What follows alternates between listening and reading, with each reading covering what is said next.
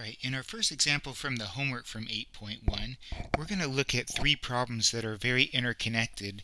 They're all based off of this claim that's being made, and the claim you can read here, this is the wording that's in number 6. So we'll start out with number 6, and as we look at 6, the wording is that there's a claim that fewer than 95% of adults have cell phones. And the support to that is, in a Marist poll of 1,128 adults, 87% said that they had a cell phone. So what they want us to do in number 6 is to identify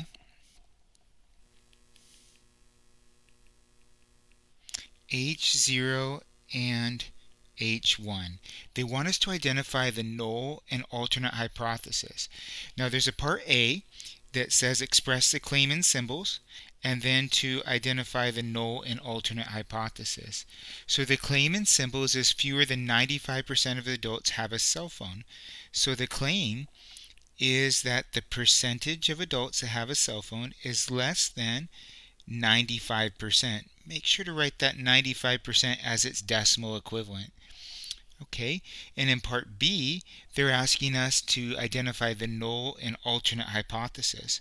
Well, we know the null is very simple.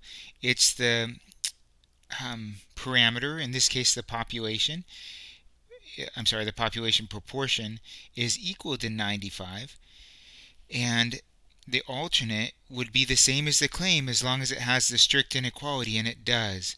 And so that is our null and our alternate. It's that easy to identify those two as shown in earlier videos. As we move to problem number 10, which is the next one that we're going to be doing, as we look at 10, it relates back to 6, and it wants us to refer to the exercise identified. And so in number 10, they're referring us to exercise 6. Make a subjective estimate to decide whether the results are significantly low or significantly high. Then state a conclusion about the original claim.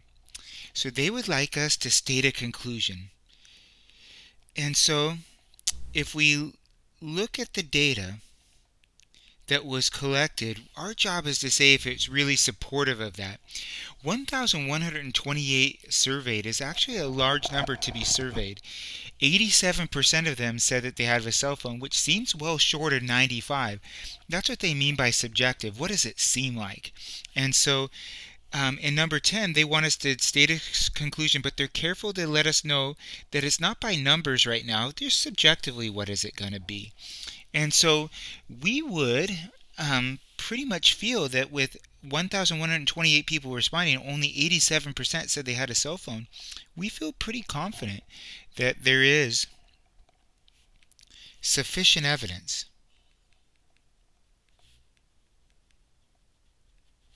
to support the claim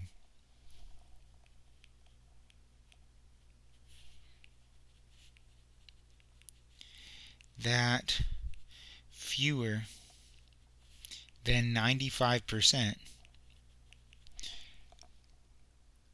of adults have a cell phone. That's how our claims are going to look. They're going to look just like this. In the end, you should have a sentence that states what you're ending up. And the back of the book will model that every time, just like they do in number 10. And so just to backfill and make sure you understand why we're writing this, we're feeling that that 87% is pretty strongly below 95. So much so that there does seem to be evidence to support that claim that fewer than 95% of adults have a cell phone. Now, number 14 is getting us to practice with the test statistic. And what you'll see, so in number 14, they want us to find the test statistic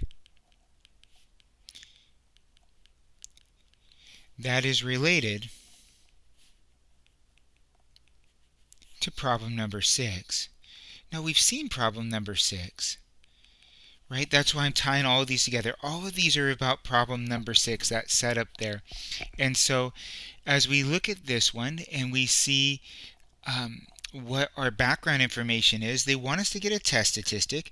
Our claim is about the proportion, so we know we're going to grab the only test statistic formula that has p's in it. And this is what it looks like. P minus p hat all over the, actually, It's not like that. It is the other way around. The hat is on the first one.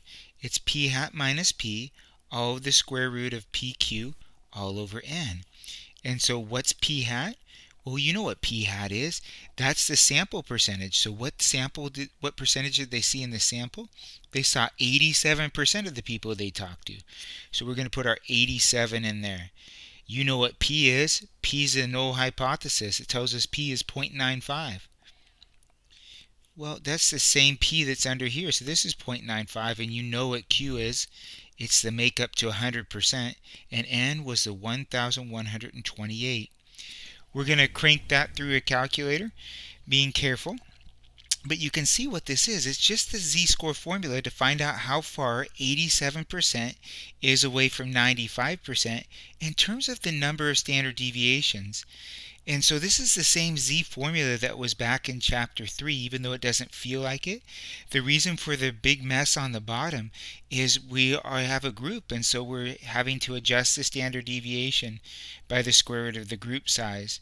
And so we get a pretty hefty number as we calculate that.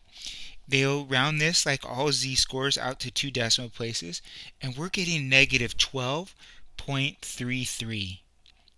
I have 12.328, which rounds to 12.33. That matches the answer that they have for number 14. That's all we would have to do. Is to get the test statistic is follow that formula. Notice every single number was given to us, and that's going to be our common experience. If we take a moment to look at that number, 12.33, that's 12 and a third standard deviations. That's a huge distance to be away. What we felt intuitively, and that is that the 87% seemed pretty far away from 95%, actually was super duper duper far away at 12.33 standard deviations. That's a long distance. We do have very strong data, and that's what we're ultimately going to see as we put it all together in 8.2.